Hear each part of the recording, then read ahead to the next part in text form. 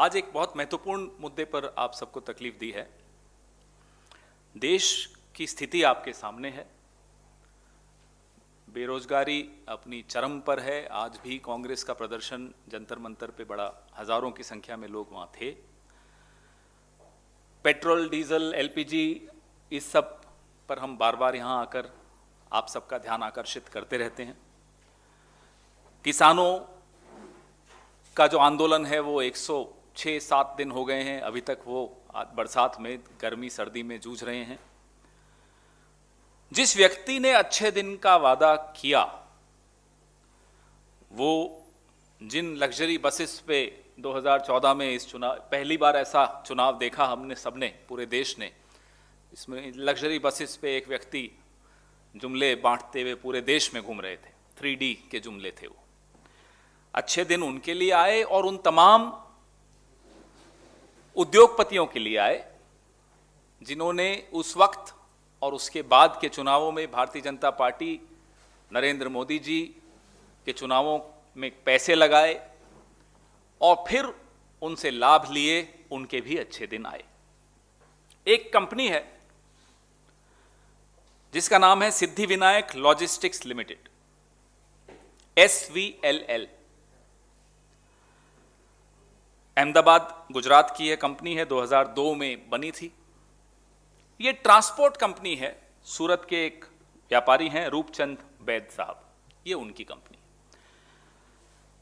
ऐसी अनेक कंपनियां होती हैं। आप कहेंगे इस पर हम प्रेस वार्ता क्यों कर रहे हैं। कल मेरी एक सहयोगी ने, और आपने मीडिया में, सोशल मीडिया में स्कानिया बस गेट जो घोटाला है उसके विषय में आप लोग देख ही रहे हैं, जानकारी मिल रही है। तो जो स्वीडन की ये स्कानिया बस मैन्युफैक्चरिंग कंपनी है, उसका भारतीय पार्टनर है सिद्धिविनायक लॉजिस्टिक्स लिमिटेड, SVLL। 2014 बड़ा रोचक साल है हिंदुस्तान के इतिहास में। मोदी जी तो सोचते हैं कि पूरे विश्व के और पूरे ब्रह्मांड के इतिहास में 2014 बहुत महत्वपूर्ण साल है, लेकिन चलिए हिंदुस्तान पर ही सीमित रखें। 2014 बड़ा महत्वपूर्ण साल है। मोदी जी अपने 5 स्टार 7 स्टार बस पर सवार थे, वादे कर रहे थे, और इस कंपनी का ग्राफ भी साथ साथ 2014 में बढ़ता जा रहा था। वो बसें जिस पर मोदी जी ने पूरे हिंदुस्तान में कैंपेन किया, 3D इफेक्ट लाए, होलोग्राफिक्स लाए, वो सब बसें सिद्धिविनायक लॉजिस्टिक्स लिमिटेड ने बनाई थी।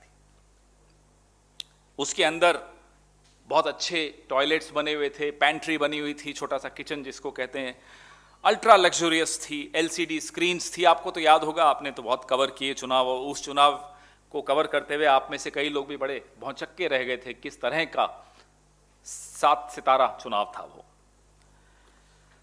Headphones, mobile, laptop charging points, wifi connections.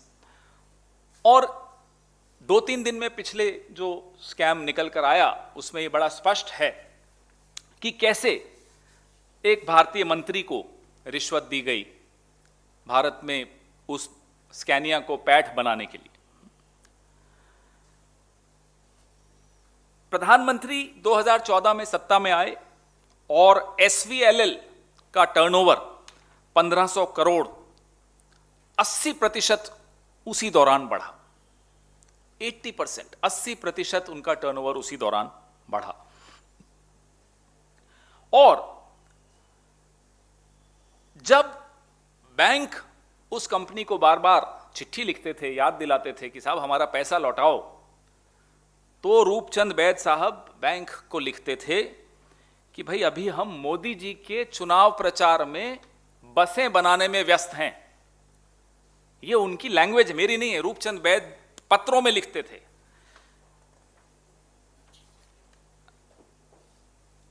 The undersigned was busy with preparation of very specialized vehicles for 3D campaigning by Honorable Shri Narendra Bhai Modi and his team.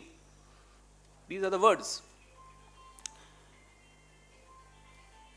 It took about 2 months, February and March. During this period, I could not attend to business work. ये रूपचंद बैद साहब bank वालों को लिख रहे हैं, अपने मजबूती दिखा रहे हैं कि देखिए मैं पॉलिटिकली मेरे कनेक्शन देखिए, मेरे राजनीतिक रसूख देखिए।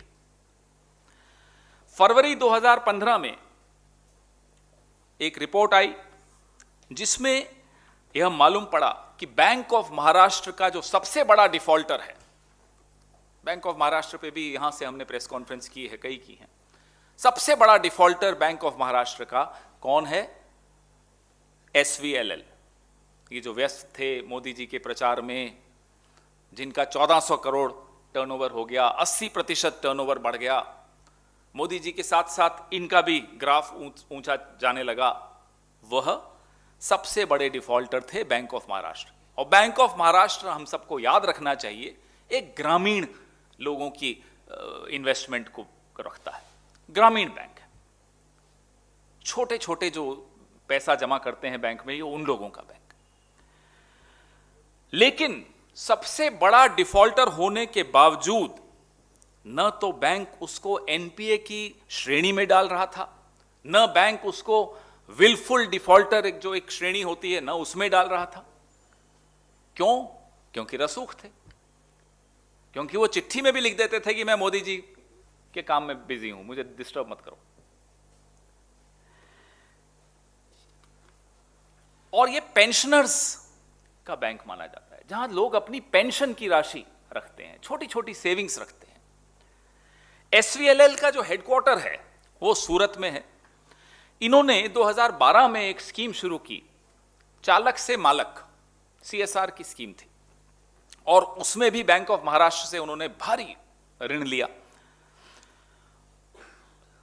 और बाद में जब फॉरेंसिक जांच, बैंक ने आंतरिक जांच की, तो मालूम पड़ा कि इसमें भयंकर घपला किया, मतलब पूरी तरह से घपला घोटाला हुआ था, उस स्कीम में भी घोटाला था।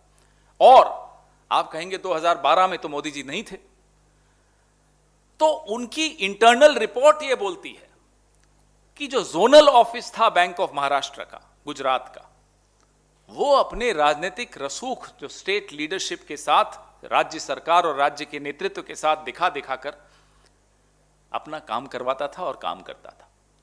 जोनल ऑफिस ने केंद्रीय कार्यालय से राय नहीं ली, उनसे अनुमति नहीं ली और ये ऋण दे दिए। यह स्पष्ट उनकी आंतरिक रिपोर्ट में मैं आपको दे रहा हूं।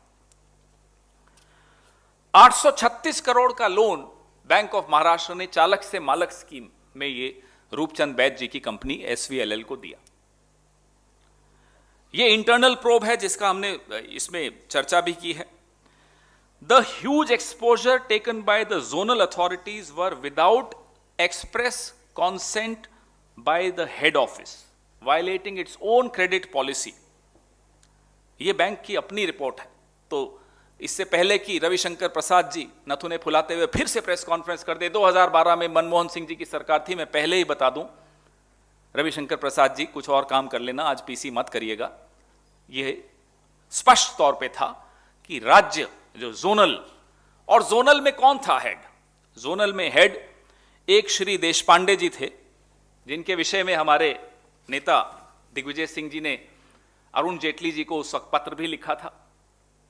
देशपांडे जी जोनल हेड थे बैंक ऑफ महाराष्ट्र के, और देशपांडे जी राष्ट्रीय स्वयंसेवक संघ से बहुत अच्छी तरह से जुड़े हुए, उनका जो यूनियन है बैंकों का, उसके ये ऑफिस बेरर रहे थे, संघ से जुड़े हुए व्यक्ति। अब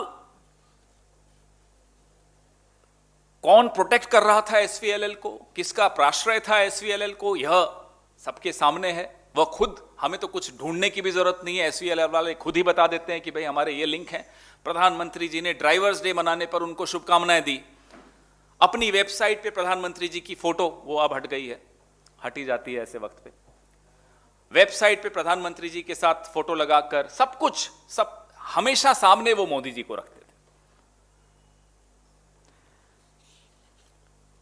जो PN देशपांडे थे, ये general manager resource planning, Digvijay Singh ji के पत्र के बाद, CBI इंक्वायरी के बाद इनको कुछ वक्त के लिए हटा दिया गया, सस्पेंड कर दिया गया, लेकिन फिर से बहाल कर दिया गया। अब इसका उत्तर बैंक के आप वरिष्ठ अधिकारियों से पूछेंगे तो उनके पास भी नहीं है कि उनको बहाल क्यों किया गया, और फिर उनको पेंशन याफ्ता करके जब उनकी रिटायरमेंट की उम्र आई उनको रिटायर कर दी। देश पांडे जी अब he is living happily ever after. Modi ji दूसरे टर्म पे आ गए हैं। बैंक ऑफ महाराष्ट्र की जो हालत है वो आपके सामने है, और अच्छे दिन चल रहे हैं, जिनके चल रहे हैं आपके सामने हैं। अब भारतीय मजदूर संघ के इनके रिश्ते पीएन देशपांडे जी के, प्रश्न सबसे बड़ा मोदी जी से बाद वाला जो दूसरा प्रश्न है वो ये है। पहला प्रश्न तो मोदी जी के एसवीएलएल से रिश्ते कहां तक हैं, उन रिश्तों का लाभ है एसवीएलएल को लोन लेते वक्त और लोन न चुकाने के वक्त बचने में कहां कहां हुआ, और जिसने लोन दिया पीएन देशपांडे उनके संघ से रिश्ते, उन रिश्तों का क्या लाभ मिला। ये एक नेक्सस है जिसमें संघ भी है, जिसमें भारतीय जनता पार्टी भी है, जिसमें प्रधानमंत्री जी खुद सरेआम शामिल दिख रहे हैं। गडकरी जी का तो आपने कल सुना ही। जो भुगत रहा है वो है छोटा इन्वेस्टर, वो है जो अपनी पसीने की, खून पसीने की कमाई, गाढ़ी कमाई बैंकों में रखता है। कई उदाहरण हम आपको यहां बैठकर दे चुके हैं कि कैसे एनपीए हुए, कैसे बैंकों ने बड़े बड़े उद्योगपतियों को लोन दिए, कैसे एनपीए हुए। यहां तो एनपीए की श्रेणी में रखने में भी हाथ कांप रहे थे बैंक के, क्योंकि एसवीएलएल के रिश्ते इतने प्रगाढ़ थे नरेंद्र मोदी जी से। यहां तो विलफुल डिफॉल्टर कहने में भी थर थर कांप रहे थे ये लोग, ये रिश्ते थे उनके।